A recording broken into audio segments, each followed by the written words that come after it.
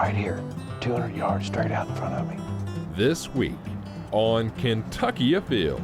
They're coming right to us. We're in the suburbs of the state's largest city, making one last push to fill the freezer before deer season ends. Next, There's birdie right here. the dogs are on point and we're hunting quail. There they go! Then, That's a go fish right there. That fish hit really aggressive.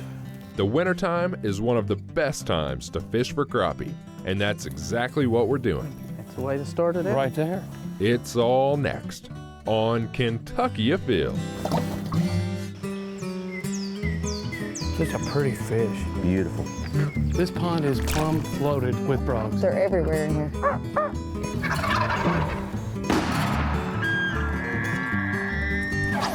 Yeah, this is a good fish right here. Really good fish. Come here, girl. Yeah, boy. That's a big rabbit. Nice job. Yes! Yes! My first muskie. Mercy Leo! Yeah, look at it. It's a keeper. Here it goes. Boom! Wow, that happened fast.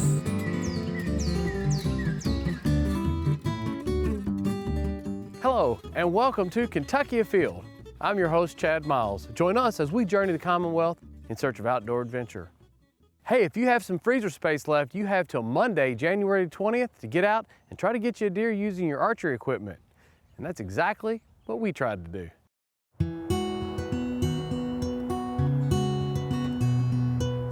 Well, the modern firearm season has come and gone, and the archery season is open again.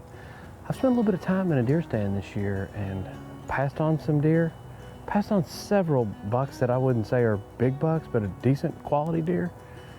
I'm not gonna make that mistake anymore. Getting late in the year, I've just got a buck tag, and if I get a chance to take a respectable buck, I'm gonna go ahead and take it. I'd also like to get another doe. We've donated a couple deer for Hunters of the Hungry, and I'd like to add one more to the freezer. I'm hunting a little piece of property here in Oldham County that is minutes down the road from my house.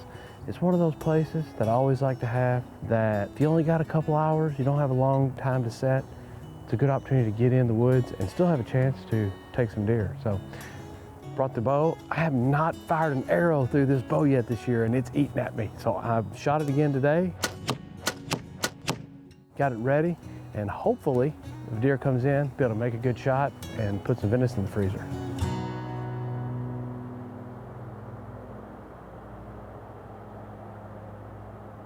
Deer, right here, 200 yards straight out in front of me.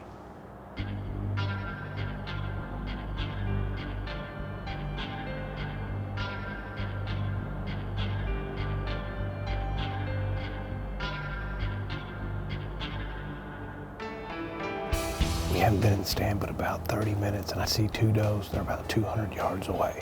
They've worked their way down to us, and now they're only about 65 or 70 yards. Hopefully they'll close the distance so I can get a shot with my bow. But man, it's early. Just knowing we've got deer this close, this early in the hunt, is always a good thing.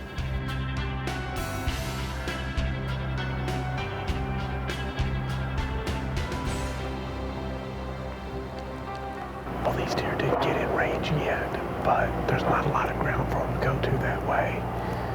I've got to be on my toes. They could show up at any second. Those deer usually come through the middle here, but there's a guy over here working today, and I think he pushed those deer all the way back to the very back of the wood line. As soon as this guy quits working, I expect these deer to travel right through, right exactly where we're at. I gotta make sure I'm ready for them. Here they come. Right on the same trail, coming back.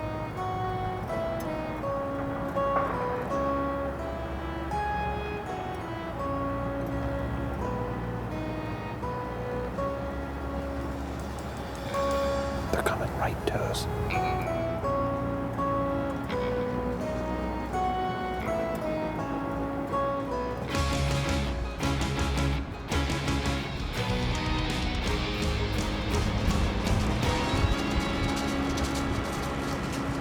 That stinks.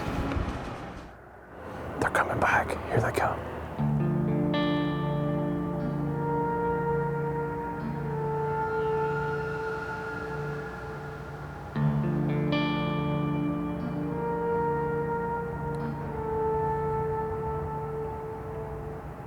soon as these deer cross this tree, they'll be in range. They're gonna walk right to us.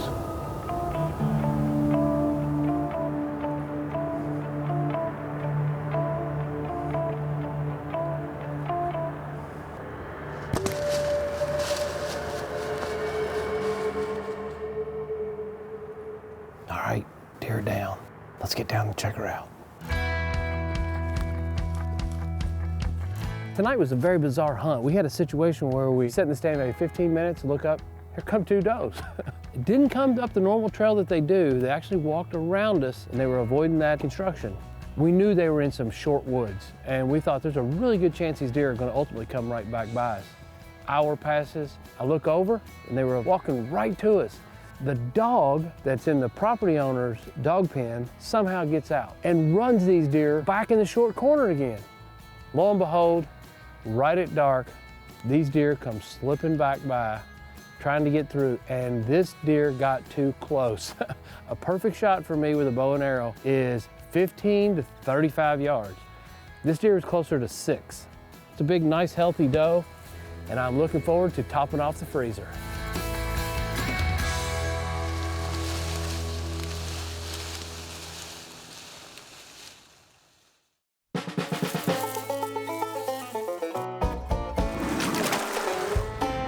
Located just over an hour's drive from Louisville, Lexington, and Covington, Kentucky River Wildlife Management Area is easily accessible to outdoorsmen and women from the central and northern part of the state.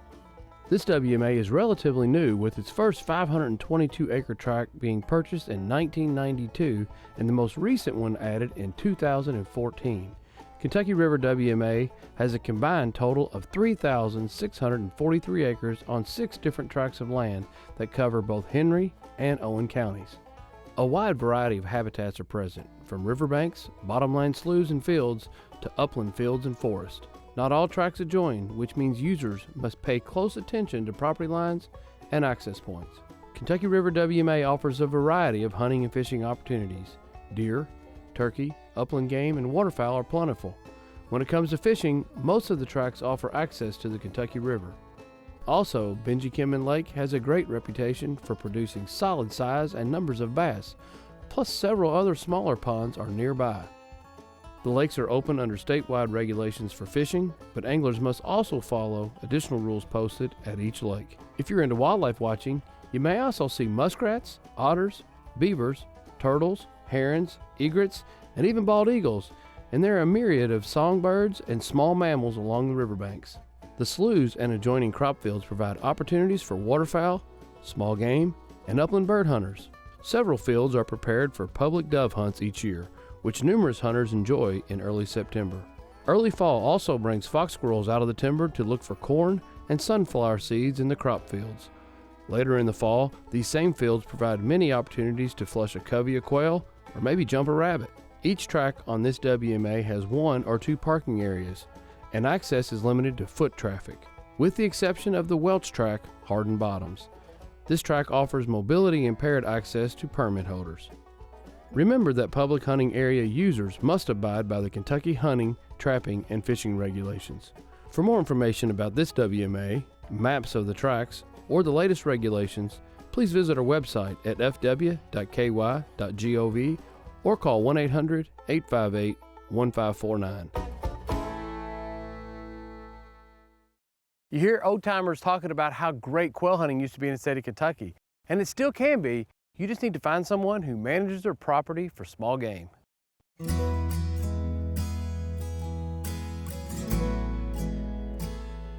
So we're in Logan County here today doing a little small game hunting, and I'm with the right crew for that, right? I hope so. That's what we're here for sure. Small game program coordinator here. And John, everybody's farm looks just like this, doesn't it? Oh, right. Everybody Yeah, when you drive keeps their across the farm. state, they look just like this, don't they? That's right. No, really, this is perfect for a small game, is it not? Absolutely. This is a primo farm, and we've been working with Mike for a couple of years, and it's very rare that a landowner actually listens to some of the things we mentioned, and you're going to see a lot of great habitat today thanks to the work of Mike and his family and friends that come out here and work with him to make it look like this.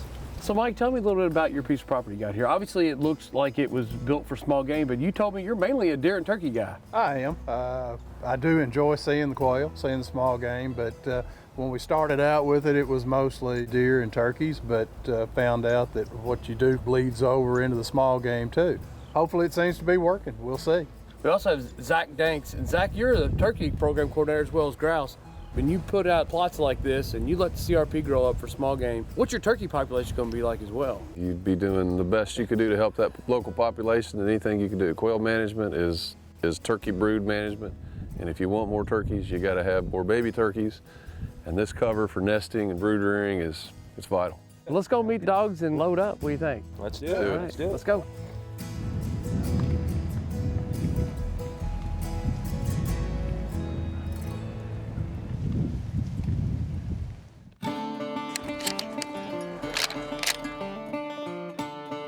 Are you running beepers on these dogs if they go on point? Not beepers, so I've got a GPS unit.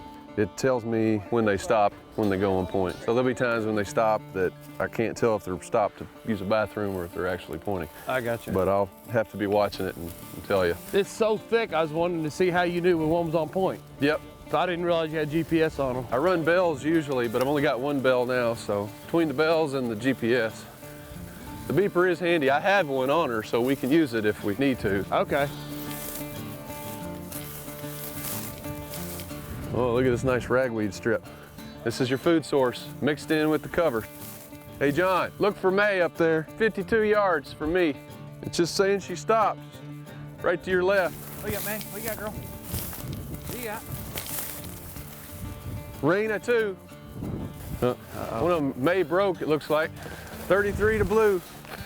He broke. This is wild bird hunting here. They'll run on the ground and take off on you some. This is really, really, really thick, but you can see that there is an area in the bottom where you can tell that the very bottom undergrowth is kind of missing, and this is perfect habitat for quail. They can get in here, areas to feed, but yet there's a cover, a canopy that keeps aerial predators from coming down and picking them all off. Everything wants to eat a quail. There's a birdie right here. Looks like it. At 41 yards, right up in the sumac. Oh, she's on dead point. Over there, Mike. She break? She broke.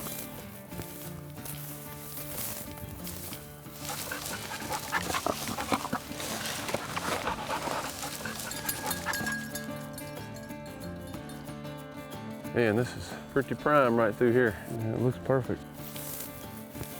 Got a point? Yep. Where are they at? They're in here. Nothing? You think these birds flew? Maybe we didn't see them or hear them, but Might have been where they were. Who knows? So far, we're 0 for 3 on covey encounters. The law of averages would you eventually get one to fly. well, you would think. Habitat's ever changing. A lot of people just don't recognize how nature's constantly evolving and changing, and we're constantly trying to maintain cover. So tell me a little bit about what you need for good quail habitat. When we talk about, Bob, we always talk about the bees. Bunch grasses. We got a bunch of bunch grasses behind us, those native warm season grasses. Bare ground. That's what Mike's making when he's burning. And part of what that burning does is diversify the plant community in different stages of plants. So he's resetting the plant community when he burns a patch, and that creates that opportunity to get that bug community in place. So if you get all those bees right, we'll have birds, and that's what we hope we find today. Oh, this looks good. Oh, they're in here. Zach and I will go on the upper side. You guys stay down over here. Let's make a miracle happen. There we go. How about that, Now guys? that's what we're talking about right there, Mike. Hey, mate. See it? This bird is a juvenile. See those white tipped feathers here? These are the secondary coverts. And when they're white tipped, that's a juvenile. When they're fuller and completely gray when it's an adult. So it means it was hatched this summer. We had 2 or 3 times when we thought we had birds. That last one held really tight. It was right in the corner. So as we make our way down here to this corner or that corner, I feel very comfortable that we're going to flush another covey of quail here. Dogs are working good. Oop, deer, look at all of them. Tails going everywhere. That's the thing about this cover is the deer are secure here 365. You know, I mean, they just come out to eat a little bit, come back, bed in this, go in the woods. Dog still on point? Yep, she's 49 yards up ahead there. Oh, did you get one down? Yeah. Nice. All right. It's a little late getting up here on that. We had all 3 dogs on point, and as we come over the ridge here, the covey flushed. I think we got one down. Let's go see. Dead. Got it? Good girl. Well, that is a beautiful bird. I tell you what, you never get sick of seeing those dogs on point walk over and hear that flush. Yeah, it's a special moment in the hunting world. It really, really, truly is. Turkeys, turkeys, turkeys. Oh, if it was fall turkey season, Mike, we might have to switch gears. Yeah.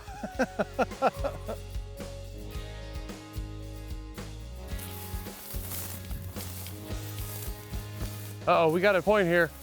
Double point, they're in there. There they go. I will never do that again. Mike, I couldn't even pick my bird. Everyone I picked was going I down. killed 3. You got 3? I did. I knocked down 3 birds. I'll never do it in my life again. Mike, All right, Rana, right here, Rana. there's one. There you go, Dead right there. bird, She's dead got birds. one right here. Yeah, that one got hit really hard. Dead, blue, dead. Here's one right here. Man, That way was to go, awesome. dude. Holy cow. Well, I'll tell you what, I think that was a pretty good day. It's been a long time since I flushed coveys of quail. And your all's dogs did great. Mike, it's obvious that all your habitat work is paying off. Well, I hope so. It makes me feel pretty good to have a day like this.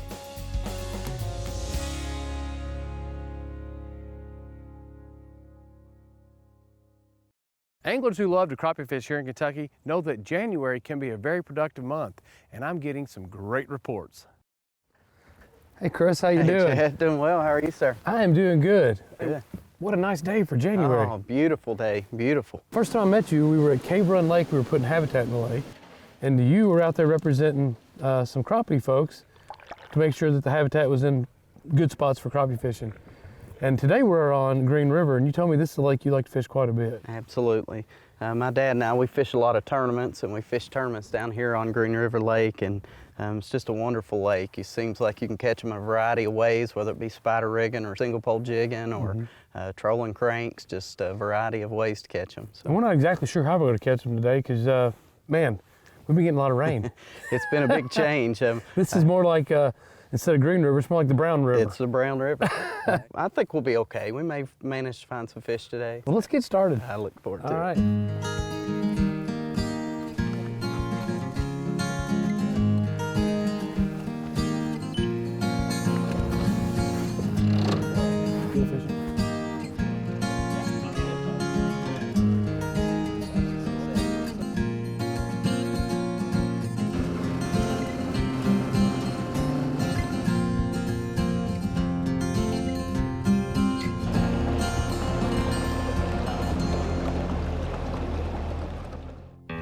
I'm going to learn a ton from you today because it's really been a while since I went out and located crappie and targeted crappie like this.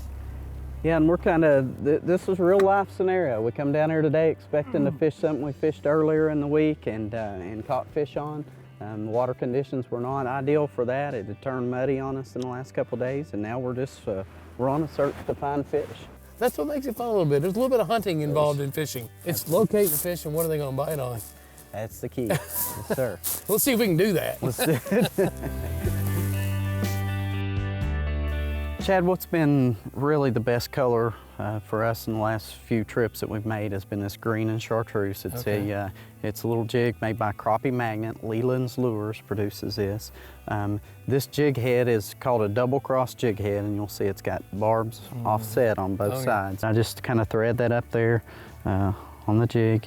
You'll see the hook comes out between the legs. And then I tie that on. All right. This little product here, we use a lot of these. It's a power bait, Berkeley power bait, crappie nibble, and I'll just place that on there, and that's what we use. Look at that. That's the way to start it out. Right there.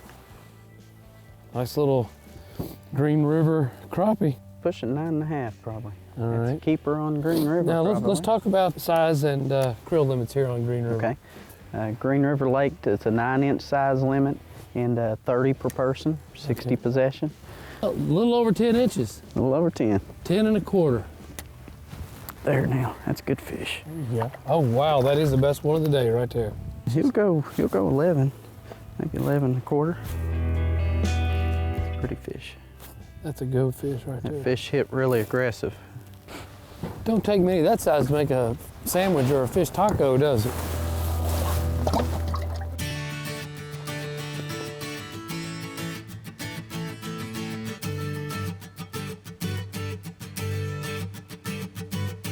What was it about crappie that just kind of pulled you in?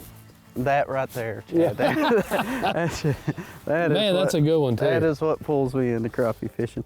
You know, we started out catching crappie because they're just such a good fish to eat. You know, they're just wonderful to fry up and eat, and got to enjoy that. And a few years back, Crappie USA had some tournaments that were getting pretty close to our home, and we just decided we want to try to give a shot of fishing in some tournaments. We went through a real learning curve. There's a big difference between doing this and meat hunting and then trying to catch, you know, quality tournament-sized fish. And just over the years, this has got in my blood, and just love it. I love it. Can't think anything I'd rather do. So, look at there. This is a good one. Come out of that brush. I ain't as big as I thought. Had me hung in a limb, but he's gonna be close. You know better than me. Is that gonna make it? I think he's gonna be a little shy, maybe little a quarter inch. I'll just take your word. Yeah. There's a good fish. That's a good fish here. Yeah. That's a good crappie right there. Pretty good fish there. We may get 11 inches there, we'll see. 11 inches on the number. Crappie fishing in Green River right in the middle of January. Hopefully we get a mess of fish here. We've probably already done that. But man, this sure beats being home on the couch.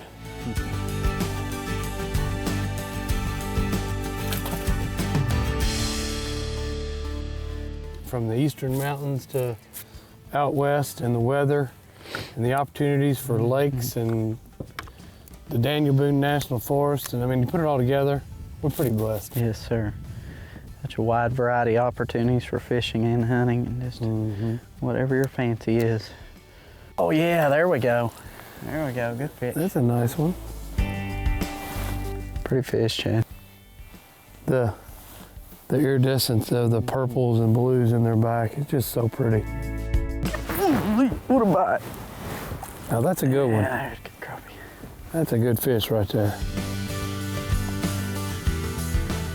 Got that yellow on him. That's a pretty fish right there. I believe they're starting to feed up pretty good.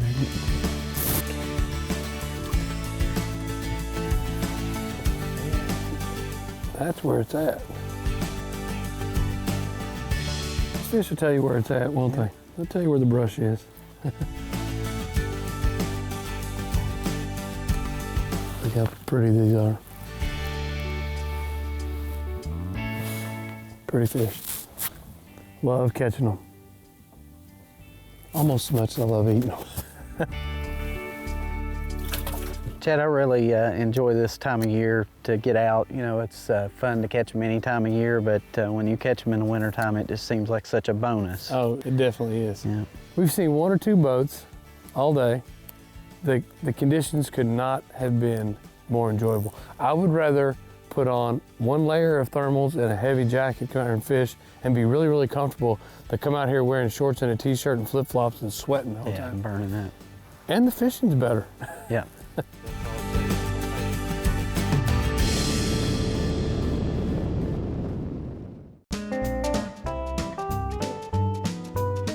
Now let's check in and see who else has been out having fun in this week's Ones That Didn't Get Away. This 14.5-inch crappie was caught by Paul Dussing of Florence, Kentucky. It was caught and released in Perry Park. Nice job. Here we have Owen with his first buck ever, taken on the opening day of youth season in Boone County. Congratulations. Here we have Levi and Sheila Matney with a red fox and a coyote that they caught while trapping in Greene County. Nice job. Here we have 8-year-old Keaton Cox with his first raccoon. He was hunting with his buddies Sonny, Wayne, Marvin, and his dad Ben. Nice job. Here we have Kevin Shoemaker from Independence, Kentucky with a really nice striper that he caught while fishing the Cumberland River. Nice fish. Here we have Mike Parks from Verona, Kentucky with this nice striper from the Cumberland River. Weighed 39 pounds. Nice job. Hey, are you looking for something to do this winter? Farm ponds are usually the first places here in Kentucky that the fish really start to turn on. Make time now to get outdoors. And remember, hunting and fishing on private property is a privilege. Always ask permission and thank the landowner. Until next week, I'm your host, Chad Miles, and I hope to see you in the woods or on the water.